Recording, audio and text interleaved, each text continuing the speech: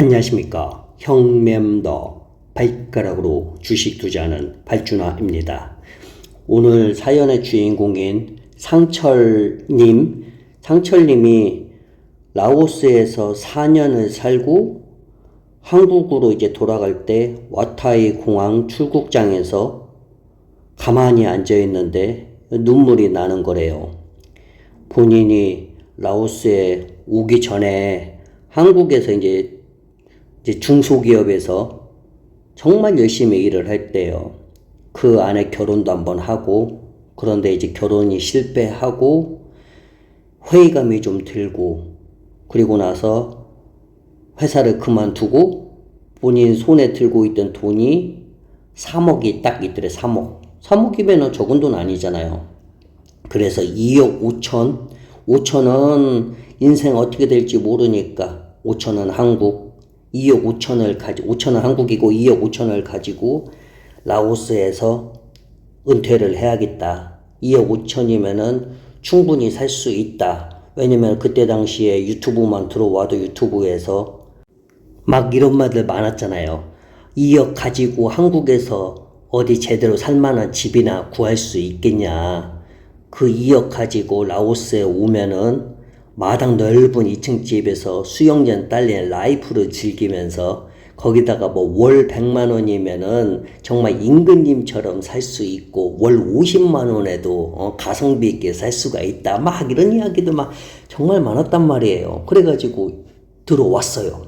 BNT 하나 들어와가지고 정말 길거리에 파는 리어카에서 파는 그 카오삐약 라오스 쌀국수가 15,000깁, 20,000깁이었단 말이에요.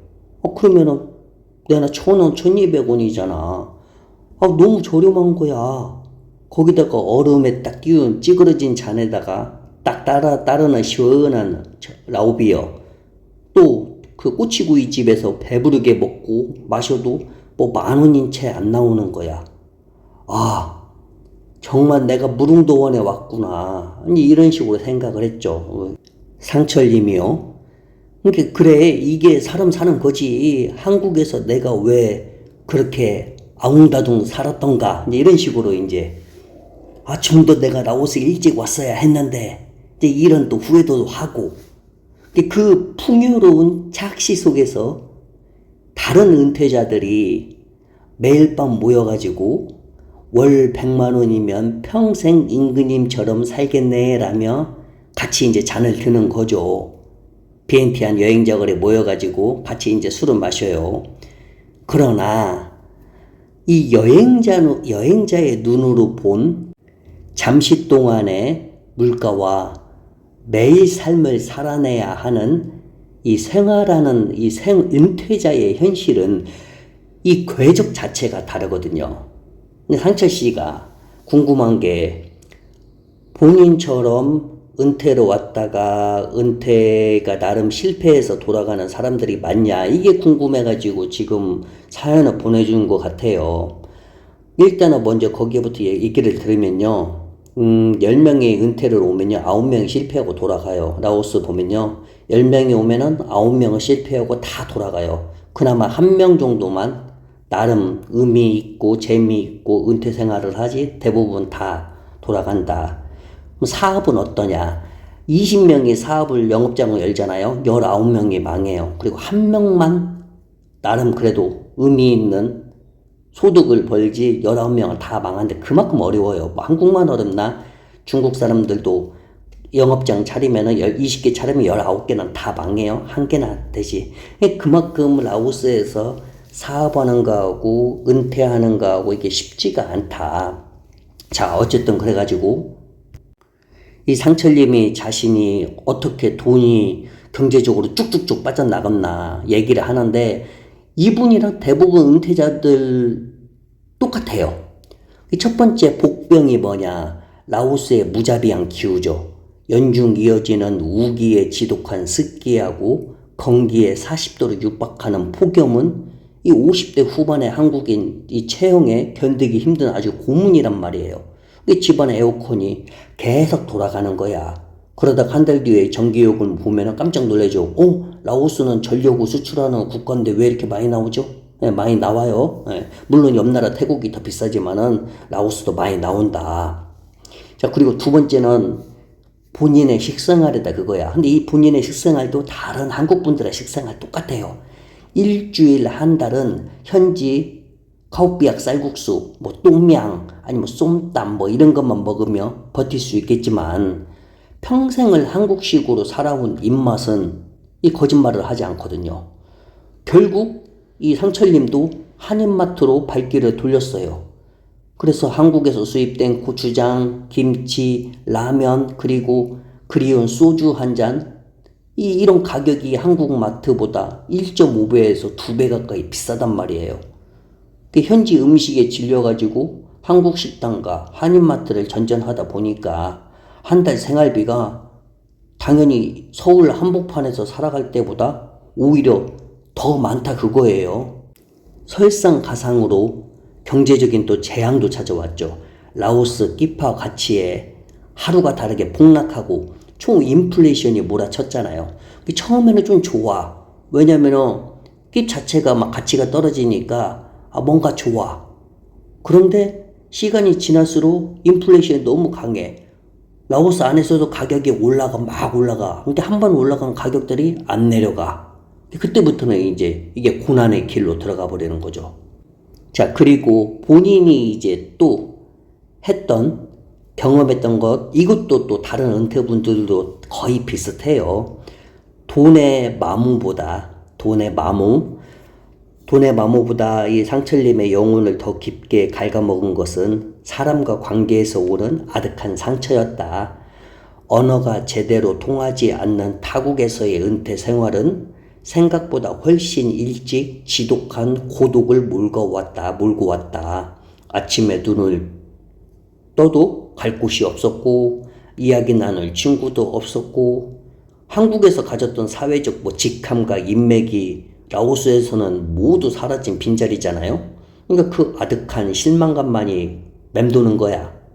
그 외로움을 달래기 위해서 상철님뿐만 아니라 많은 은퇴자처럼 이 현지인과의 연애에 빠져들게 되는 거죠. 그래서 상철님도 비엔티안 외곽에서 알게 된 20대 중반의 현지 여성 느앙이라는 분을 만났대요.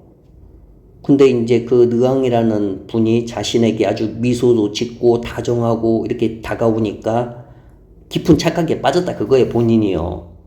아니 내가 이 나이에 한국에 있었으면 뒷방 늙은이 취급이나 받았을 텐데 여기 오니까 이렇게 젊고 순박한 여성이 나를 진심으로 의지하는구나. 내가 이렇게 평생 책임져 줘야겠다. 이제 이런 생각을 가진 거죠. 그래가지고 이제 비엔티안 외곽에다가 집을 임대해가지고 같이 이제 행복한 삶을 살기 시작했죠. 그러나 내가 왕이 되었다는 이 도취감은 오래가지 않은 거죠. 언어적 문화의 벽은 메울 수 없을 만큼 깊었고 깊은 대화는 불가능했고 시간이 지날수록 두 사람의 관계 중심에는 애정과 존중의 대신 경제적 부양만이 냉정하게 자리 잡았습니다. 이 느앙이라는 여성분의 부모님이 아프다며 병원비, 남동생 오토바이, 또 본인 아이폰, 또 나중에는 시골에 있는 친척들의 경조사비까지 이 상철님의 주머니에서 이제 나가게 된 거죠. 그러니까 본인이 하는 얘기는 본인이 한국에 있었을 때 정말 힘들게 살았던 그 왜냐면 이혼했다고 했잖아요. 그 가장으로서의 살았던 그때보다도 오히려 이 라오스에 있었을 때 어깨가 더 무거웠다 그거에 경제적 압박감이 크게. 그러죠. 왜냐면 한국에 있을 때는 일이라도 할 수 있었는데 라오스에서 일 자체를 할 수가 없으니까, 직업이 없으니까. 그렇게 은퇴 자금이 위험 수위에 다다르자 상철님은 마지막 이제 장사를 시작을 한 거예요. 본인이 통장 잔고가 줄어드는 게 오는 이 막 극심한 공포하고 불안감을 극복하기 위해서 선택을 했어요. 뭘 선택했냐? 자기 같이 이제 느앙이라는 분하고 비엔티안 외곽에다가 이 꼬치구이점도 식당이니까 어떻게 보면은 꼬치구이하고 한국식 음식도 같이 파는 그런 걸 시작을 했는데 자영업이죠. 여기서 이제 또 돈을 까먹었죠. 근데 이것은 상철님뿐만 아니라 대부분 라오스에서 장사하시는 분들 아까 말했잖아요. 20명이 도전을 하면 19분이 다 까먹게 된다고. 어려워요. 쉽지가 않아. 그러니까 가만히 앉아서 돈을 까먹느니 작은 식당이나 게스트하우스라도 차려가지고 월 100만 원이라도 벌자. 여기서 이제 문제가 생긴 거죠. 한국식 식당, 카페, 여행사, 게스트하우스 혹은 뭐 식물 농장, 한국에서 쌓았던 뭐 인생 경험이나 어떤 감 있잖아. 그런 걸 믿고 섣불리 판을 벌리면 바로 그냥 망하는 거야, 결국. 제가 그저께 중국 알고 있는 사람이 있는데 그 사람이 친구가 왔는데 샤브샤브집을 차렸어요. 그것도 비엔티안, 이분도 비엔티안 외곽에다 차렸어요. 왜냐면 신지양 이쪽이 너무 비싸니까. 딱 한 달 하고 그만하려고 중국에 돌아가려고 한다고. 그래서 다른 사람 누가 할 사람이 있나 그것을 이제 그 틱톡 같은 거 있잖아요. 거기다가 이제 올린다 하더라고요. 가게에 이제 넘기려고. 근데 거기다 들어간 인테리어부터 해가지고 돈이 많이 들어갔거든. 근데 어떻게 사람이 안 오는데. 근다고 목 좋은 데로 가면은 너무 비싸고. 쉽지가 않다 그거죠. 그래서 아무튼 상철님도 안 좋게 손해를 또 봤다 그거죠. 결국 3년 반 동안 가지고 간 2억 5천이란 돈 대부분을 다 라오스에서 다 지출이라고 표현해야 하나요? 아무튼 다 사용을 하게 되고, 당연히 돈이 없으니까 르앙씨하고의 관계도 멀어져 가지고 이제 헤어졌고, 결국 이제 한국에 있는 돈 5천만 원 있잖아요. 근데 그것을 가지고 와서 라오스에 살기에는 너무 이제 마음이 힘들고 그동안 가슴 아팠던 것들이, 그래가지고 결국은 이제 한국으로 돌아가는데 이분께서 이제 와타이 공항에서 자기 가방이 2개가 있죠. 가져갈 가방. 3년 반 동안 결국 남은 것은 가방 2개인데 사람들을 쳐다봤죠. 여행으로 오는 사람들, 또 여행 끝나고 가는 사람들, 또 어떤 사람들의 표정을 보면 자기랑 비슷한 사람도 있는 것 같고. 네, 맞습니다. 진짜로 상철님 같은 분들이 정말 많아요. 그래서 라오스에 올 때는 꼭 미리 많이 생각을 해야 돼요. 내가 얼마를 들고 갈 건가? 내가 과연 라오스에서 언제까지 살 건가? 도중에 아이가 생겨가지고 한국에 돌아가는 거, 그건 뭐 당연한 거죠. 어쩔 수 없죠. 왜냐면 라오스에 살 수도 있지만 아기의 미래를 위해서 한국으로 가는 거, 이제 이런 건 빼고. 근데 이제 정말로 내가 얼마를 가져가가지고 라오스에서 살 건데, 그럴 거면은 내가 돈이 좀 적으면은 한 달에 내가 60만 원으로 살아야 한다. 그럼 그 60만 원에 맞게끔 소비를 해야죠. 근데 처음에 좀 하다 보면 60만 원이 올라가면은 이것을 좀 줄여야겠다. 다음 달에는 조금 줄이고. 그렇게 해야 하는데 그게 안 되는 거죠. 대부분 그래가지고 뭐 2억, 3억 가져가도 뭐 4년? 길면 뭐 5년이면은 결국은 다 라오스에서 사용을 하고 한국에 돌아가는 분들이 정말 많아요. 가슴이 아프죠. 그런데 이제 돈이 이제 너무 적은데 라오스에서 은퇴를 하고 싶다. 뭐 이런 분들은 어쩔 수 없이 사업을 해야 돼요. 근데 이 사업은 정말 적은 돈으로 시작해가지고 이게 망해도 통장에 타격을 주지 않는 그런 아주 작은, 아주 초기 자본금이 적게 드는 그런 것부터 시작을 해가지고 또 한번 실패해보고 또 다른 것도 해보고, 그렇게 해야지.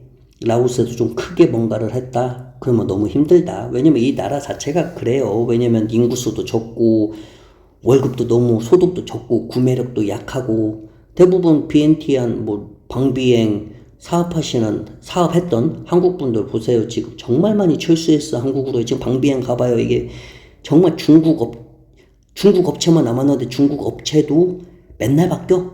중국 업체도 그 안에서 주인이 맨날 바뀌어요. 우리가 봤을 때 중국이 뭐 라오스를 전부 다 이렇게, 그건 맞는 얘기죠. 왜? 중국 자본이 확 들어왔으니까. 그런데 중국인도 주인이 계속 바뀌고 있다. 그만큼 라오스에서 사업하는 게 쉽지가 않다. 그래서 좀 한국에서 생각 좀 하고, 그리고 알뜰하게 생활을 하면은 라오스 생활이 재밌어요. 은퇴 생활이. 은근히 이게 소박하고 오토바이 타는 재미도 있고 자전거 타는 재미도 있고. 근데 어떻게 하냐에 따라서 이게 행복한 삶이 될 수도 있고 우울한 삶이 될 수도 있다. 라오스에서. 자, 그럼 좋은 날 되시고, 좋은 이야기 하면 좋지만 어떻게 항상 좋은 얘기만 하겠어요? 이런 안 좋은 이야기도 들어오는데, 슬픈 이야기도. 자, 그럼 좋은 날 되시고 또 다른 이야기 찾아뵙겠습니다. 안녕히 계세요.